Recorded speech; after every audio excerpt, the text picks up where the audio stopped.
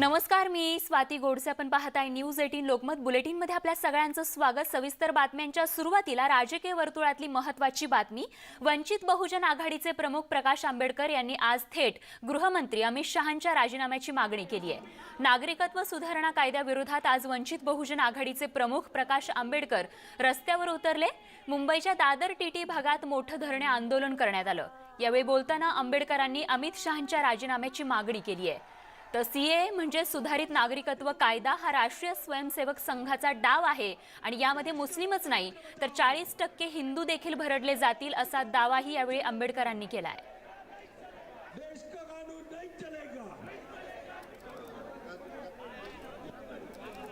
पंतप्रधानाच्या परवानगीशिवाय जर हे विधान केलं असेल तर आम्ही विचारतो, आपण अमित शहा यांचा राजीनामा मागणार आहात का? त्याचं खातं तरी बदलणार आहात का? हा कायदा मुसलमानाच्या विरोधात आहे का? तर आहे, 100% आहे. पण त्याच्याच बरोबर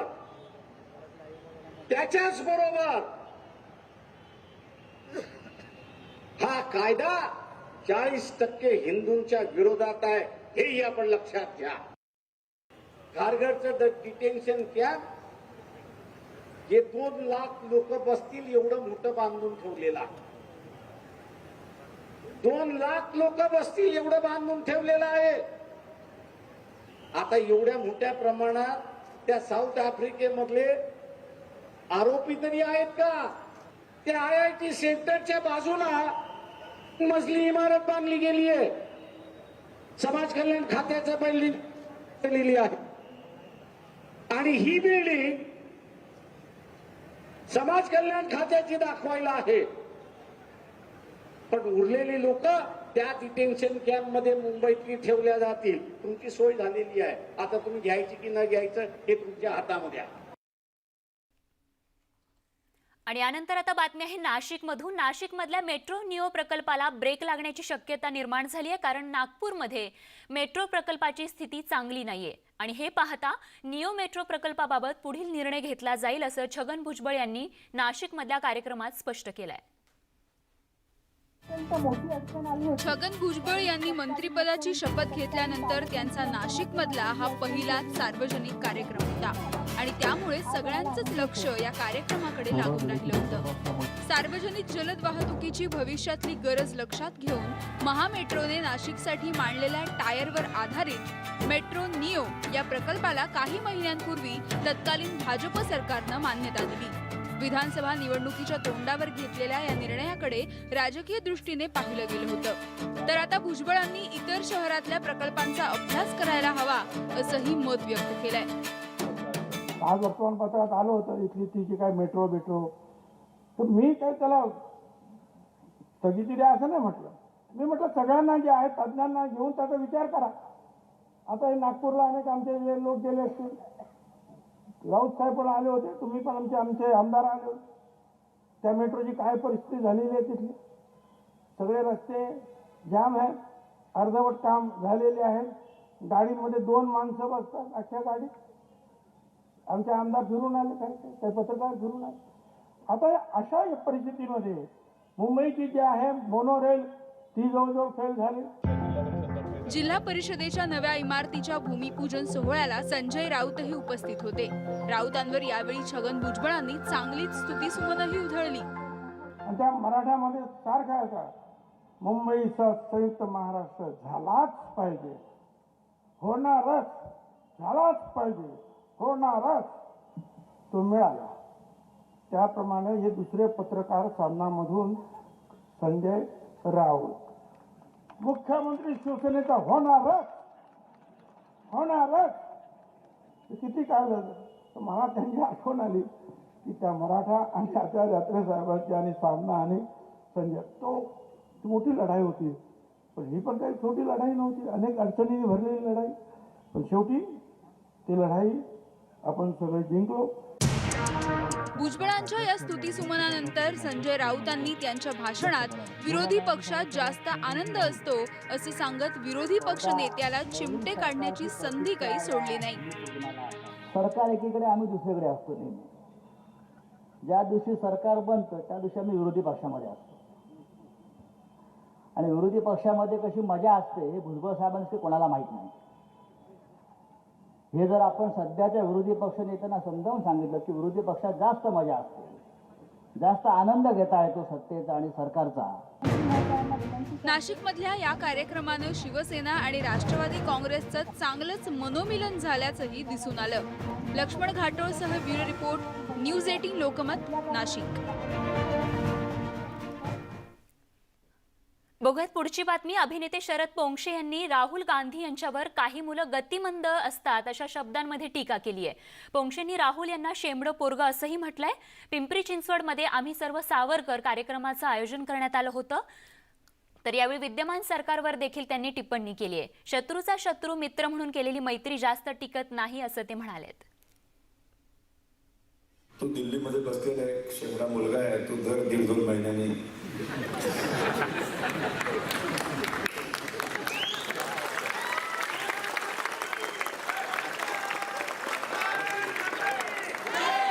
मला ना त्याचे आभार मानायचे. मी चिडत नाही त्याच्यावर. काय मतिमंद असतात मुलं, काय मी त्याचे आभार मानतो. आणि मी विनंती करतो की त्याने असं सातत्याने महिना 1.5 महिन्याने असं काहीतरी एक विधान करत राहावं. त्याच्यामुळं काय होतं, मुळात हिंदू धर्मियांना एक रोग आहे पटकन थंड होण्याचा. आपण पेटतही लवकर नाही आणि पेटलो तर पटकन थंड होतो. आपल्या आतला शिवाजी, आपल्या आतला सावरकर पटकन जागाच होत नाही. मी अशी माणसं उपयोगी पडतात. तो तिकडे वेड्यासारखं बोलला की सगळ्यांच्या मनातला सावरकर, शिवाजी, राणा प्रताप हे सगळे माणसं टिळक जागे होतात. आणि आपण मग धड त्यांचं शोधायला सुरुवात करतो. काय मिळते काय, चल व्हॉट्सअप करूया, तिकडचं व्हॉट्सअप करूया. मग केवळ शत्रूचा शत्रू म्हणून मित्र जर होतात ना, ती मैत्री कधी टिकत नाही.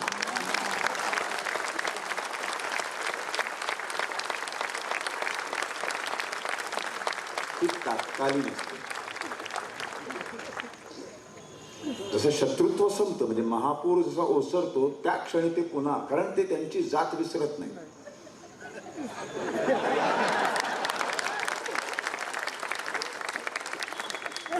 नाग हा दंशच काय, किती दूध पाजा त्याला. सर्पाची जा कोण असलं, कुठल्या पक्षाचे,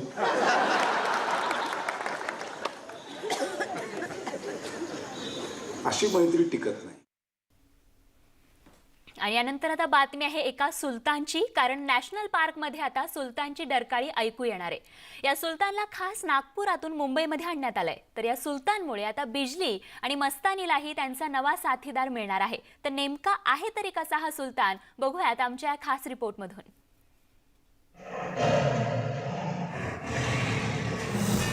ही डरकाळी आहे सुलतानची. त्याची आक्रमकता हाच त्याचा रुबाब आहे. आता यापुढे मुंबईतल्या संजय गांधी राष्ट्रीय उद्यानात सुलतानची हीच डरकाळी घुमणार आहे. खास नागपूरहून हा पाहुणा मुंबईमध्ये आला असून या उद्यानातील बिजली आणि मस्तानी या 2 वाघिणींना हा नवा जोडीदार मिळालाय.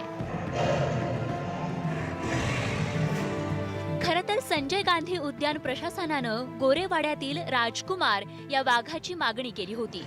मात्र गोरेवाडा प्रशासनानं राजकुमार ऐवजी सुलतानची मुंबईमध्ये रवानगी केली.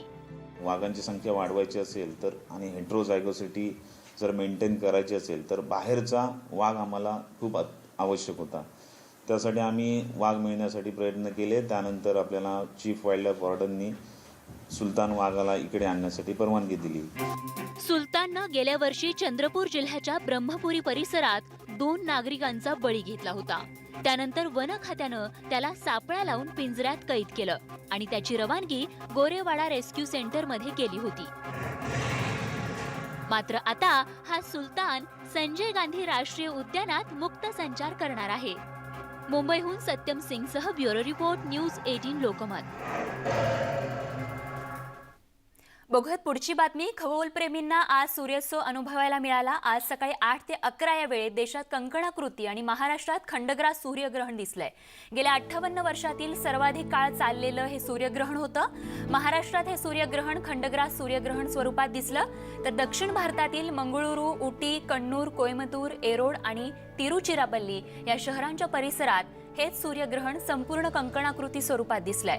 तर सकाळी 11:09 हे सूर्यग्रहण संपलं.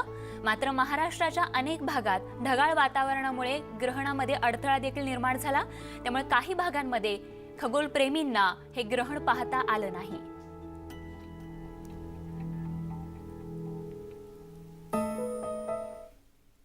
तर भारतात ग्रहण असतं त्यावेळी साई मंदिरात मंत्रघोष करण्याची परंपरा आहे. कंकणाकृती सूर्यग्रहणावेळी आज शिर्डीच्या साई मंदिरात पंडितांनी मंत्रघोष केला. सकाळी 8 ते 11च्या दरम्यान साईबाबांच्या समाधीवर तुळशीपत्राचं आच्छादन टाकून समाधीसमोर मंत्रघोष सुरू होता. या दरम्यानच्या काळात सामान्य साई भक्तांना बाबांचं दर्शन घेता आलं नाही. सूर्यग्रहणानिमित्त आज दगडूशेठ हलवाई गणपतीचं मंदिर देखील सकाळी 7 ते 11 पर्यंत दर्शनासाठी बंद ठेवण्यात आलं होतं. तर दुपारी 11 नंतर सूर्यग्रहण संपल्यावर मंदिर भाविकांसाठी खुलं करण्यात आलं. ब्रेकनंतर बुलेटिनमध्ये आपल्या सगळ्यांचं पुन्हा एकदा स्वागत. आणि आता या घडीची एक महत्त्वाची बातमी आपल्यापर्यंत येत आहे, ती म्हणजे अमृता फडणवीस विरुद्ध शिवसेना वाद टोकाला गेल्याचं बघायला मिळतंय. ठाणे महापालिकेने मोठा निर्णय या पार्श्वभूमीवरती घेतलेला आहे. महापालिका कर्मचाऱ्यांची ॲक्सिस बँकेतली खाती वळवणार असल्याची माहिती कळतीये. ठाणे महापालिकेने एक मोठा निर्णय घेतला असून ॲक्सिस बँकेतील खाती इतर बँकेत वळवण्याचा हा मोठा निर्णय या ठिकाणी ठाणे महापालिकेने घेतलेला आहे. महापौर नरेश म्हस्के यांचा हा निर्णय असल्याचं कळतंय. अजित मांढरे आमचे प्रतिनिधी या संदर्भात अधिक माहिती देत आहेत. अजित, ॲक्सिस बँकेपर्यंत या दोघांचा वाद आता गेल्याचं बघायला मिळतंय. स्वाती, ठाणे महानगरपालिकेमध्ये गेली अनेक वर्ष शिवसेनेची सत्ता आहे आणि सध्याचे जे महापौर आहेत नरेश म्हस्के हे शिवसेनेचे कट्टर समर्थक आहेत. शिवसेनेचे बॉटम हे कट्टर शिवसैनिक आहेत. यांनी जो वाद अमृता फडणवीस यांनी जे थेट उद्धव ठाकरे यांच्यावरती केला होता किंवा जो आरोप त्यांच्यावरती केला होता की ठाकरे नाव असल्याने कोणी ठाकरे होत नाही, तो वाद आता थेट ग्राउंड लेवलपर्यंत पोहोचलेला आहे, ठाण्यापर्यंत पोहोचलेला आहे. महापौर नरेश म्हस्के यांनी ठाणे महानगरपालिकेच्या सर्व सरकारी कर्मचाऱ्यांची जेवढी खाती आहेत ती सर्व खाती ॲक्सिस बँकेतील सरकारी बँकेमध्ये वळवण्याचा आदेश दिलेले आहेत. त्यांचं म्हणणं जे आहे की त्यांनी थेट नाव न घेता हा उल्लेख केलेला आहे की उद्या ॲक्सिस बँकेला टाळं लागलं तर नेमकं दात कोणाकडे मागायची. प्रायव्हेट बँकांची सध्या नाही ती कंडिशन पाहतात. जर भविष्यात कुठला मोठा ॲक्सिस बँकेमध्ये काही गडबड झाली तर जे पैसे अडकतील कोट्यावधी रुपये हे पगाराचे असतात, कोट्यावधी रुपये पालिकेचे ॲक्सिस बँकेत असतात, तर ते कुठेतरी अडकून पडतील. त्याच्यामुळे हा निर्णय घेतला गेलेला आहे. त्यांनी याच्यावरती रिएक्शन दिलेली आहे. मात्र यामागे मुख्य कारण आहे ते म्हणजे अमृता फडणवीस यांनी थेट उद्धव ठाकरे यांच्यावरती टीका केलेली आहे. त्याची पार्श्वभूमी म्हणजेच ॲक्सिस बँकेची सर्व खाती जी आहेत ती आता प्रायव्हेट बँकेत वळवण्यात आलेली आहेत. अमृता फडणवीस यांच्या विरोधामध्ये लवकरच ठाण्यामध्ये शिवसैनिक मोठ्या पद्धतीनं आंदोलन छेडणार आहेत. एकंदर ज्या पद्धतीनं भाजप आणि शिवसेनेमध्ये सत्ता स्थापनेवरून जे वाद झाले होते त्यानंतर अमृता फडणवीस यांनी टीका केलेली आहे ती आता कुठेतरी शिगेला पोहोचलेली आहे. त्यामुळे शिवसैनिकांना अगदी अजित, धन्यवाद या सविस्तर माहितीसाठी. बघत पुढची एक महत्त्वाची बातमी. राज ठाकरे आणि आशिष शेलार यांच्यामध्ये 1 तास चर्चा झालेली आहे. काही वेळापूर्वी या दोघांची भेट झाली होती, तर ही मैत्रीपूर्ण भेट असल्याची माहिती देण्यात आलेली आहे. मात्र दोन राजकीय नेते भेटतात तेव्हा निश्चितच ही फक्त मैत्रीची भेट नसते, तर त्यांच्यामध्ये राजकीय चर्चा होणं हे स्वाभाविक आहे. त्यामुळे दोघांमध्ये नेमकी काय चर्चा झाली अधिक तपशील जाणून घेऊयात. अक्षय कुडकेलवर आमचे प्रतिनिधी आपल्या सोबत आहेत. अक्षय, दोघांच्या भेटीचं काय औचित्य? रेश्माची माहिती आपण या दोघांच्या जवळच्या लोकांकडनं घेतली आहे, ज्या मनसे आणि भारतीय जनता पार्टी आशिष शेलार यांच्या निकटवर्तीयांकडनं घेतली आहे. या एकूणच माहितीनुसार ही आशिष शेलार आणि राज ठाकरे हे दोघेही मित्र आहेत आणि अनेकदा ते दोघं भेटत असतात. मात्र सध्या राज्याची राजकीय परिस्थिती बघता ही भेट जरी मैत्रीपूर्ण झाली असं सांगितलं जात असलं तरी राज्यात आपण बघतोय शिवसेना, काँग्रेस आणि राष्ट्रवादी काँग्रेस या तिघांनी मिळून सरकार स्थापन केलं. भारतीय जनता पार्टी या सगळ्या याच्यात कुठेतरी दूर होती. राज ठाकरे यांनी लोकसभा आणि विधानसभा निवडणुकीमध्ये थेट मोदी, अमित शहा आणि भारतीय जनता पार्टीच्या कारभारावर टीका केली होती. आणि अशातच आता राज ठाकरे आपली नवी भूमिका येत्या त्यांच्या महाअधिवेशनात, महामेळाव्यामध्ये जाहीर करणार आहे महाराष्ट्र नवनिर्माण सेनेच्या. आणि याचमुळे नेमकी ही भूमिका जाहीर करताना कुठेतरी भारतीय जनता पार्टी आता राज ठाकरे यांच्यासोबत जवळीक साधू बघते की काय. जी भारतीय जनता पार्टी आणि शिवसेनेच्या मागील युतीमध्ये आता पोकळी निर्माण झाली, शिवसेना ती युती सोडून बाहेर गेली, त्यामुळे कुठेतरी महाराष्ट्र नवनिर्माण सेनेला आता आगामी बरोबर ज्या मुंबई महानगरपालिकेच्या निवडणुका असतील या निवडणुकांमध्ये मराठी अगदी अक्षय. मतदारांना. अगदी अक्षय, धन्यवाद या माहितीसाठी. त्यामुळे आता पाहताय न्यूज 18 लोकमत. आणि आता पुण्यातून एक धक्कादायक बातमी आहे. पुण्यातल्या लष्कराच्या इंजिनिअरिंग महाविद्यालयातल्या 2 जवानांचा मृत्यू झालाय, तर 5 जवान जखमी झालेत. हे जवान दररोज सरावाचा एक भाग म्हणून प्रात्यक्षिक करत होते आणि त्याच दरम्यान आज अपघात होऊन या जवानांचा मृत्यू झालाय, तर जखमी जवानांना उपचारांसाठी रुग्णालयात दाखल करण्यात आलंय. लष्कराच्या प्रशिक्षणासाठी देशातलं हे सर्वात महत्त्वाचं कॉलेज आहे. युद्ध काळात आणीबाणीच्या परिस्थितीत पूल बनवणं, लष्कराला मार्ग तयार करून देणं अशी अत्यंत महत्त्वाची कामं या जवानांना करावी लागतात. आणि अशीच प्रात्यक्षिकं आज या ठिकाणी सुरू होती, त्याच दरम्यान ही दुर्घटना घडली आहे. पुण्यामध्ये कर्वे रोडवरील प्राईम फर्निशिंग या हँडलूमच्या दुकानाला आग लागली होती. अग्निशमन दलानं तासाभरातच 3 बंबाच्या सहाय्यानं ही आग पूर्णपणे विझवली. दुपारी 2:30च्या सुमारास एसी यंत्रणेच्या शॉर्ट सर्किटमुळे ही आग भडकली होती, ज्यामध्ये दुकानातील बेडशीट, हँडलूमचा बराचसा माल जळून गेलाय. आग कंट्रोल साधारण अर्धा तासात आग कंट्रोलमध्ये आलेली आहे. तर धूर जो काय आहे तो धूर फेकण्यासाठी आम्ही आता एक्झॉस्ट ब्लोअरचाही वापर केलेला आहे आणि आगीच्या सोर्सपर्यंत पोहोचलेलो आहे आणि आग कंट्रोलमध्ये आहे. एसीचा मेंटेनन्स तर ठेवला पाहिजे, पण बऱ्याच वेळा असं होतं की दुकानामध्ये पोटमाळ्यावर मोठ्या प्रमाणावर माल ठेवला जातो आणि शॉर्ट सर्किट होऊन आग लागण्याची शक्यता असते. आणि या बातमीसोबतच या बुलेटिनमध्ये वेळ झाली इथेच थांबण्याची. ताज्या अपडेट्ससह लगेच परत बघत रहा न्यूज 18 लोकमत.